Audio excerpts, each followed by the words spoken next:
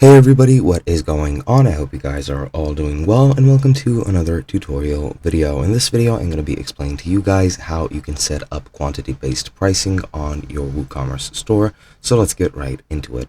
As you can see, currently I am on my WordPress dashboard.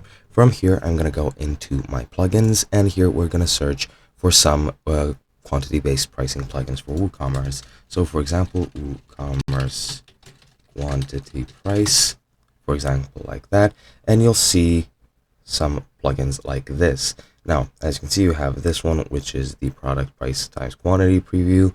You have this, well, you have a lot of them, so I won't just list through all of them, but yeah, you can just go into any of these, and you do need to have a business plan to use these, but you will be able to use them for free. So once you get a business plan, you can upgrade and activate these plugins. Now, these plugins do have certain functionalities which you need to play around with, since I don't know all of them, and all of them differ slightly between one another. Another good plugin that I found is the Buy More Save More for WooCommerce by Koala Apps. You can buy this plugin. These are paid for, by the way, on a monthly based subscription, so you can pay for it and then go ahead and use all of its features, such as quantity based discounts to our customers, which is what you should be doing. And yeah, that is basically it. Again, I can't show you guys any of these because I don't have subscriptions and I don't have WooCommerce myself.